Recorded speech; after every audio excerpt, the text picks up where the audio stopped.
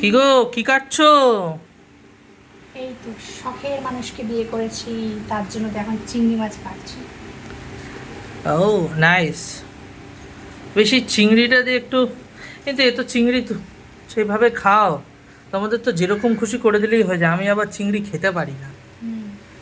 আমার একটুখানি ওই নর্মাল রেস্টুরেন্ট স্টাইল করে দিলে ভালো লাগে। ও মা, দেখি বেশ বড় বড় সাইজের চিংড়ি। ভালো করে তুই কি করছিস? তুই চিংড়ি খাবি? কে রে? হ্যাঁ, এই, হ্যাঁ মামাম চিংড়ি কাটছে। আর মেয়ে, ওটাকে কি করেছিস? পাখাটাকে ঘুরিয়ে দিলি কেন? হ্যাঁ।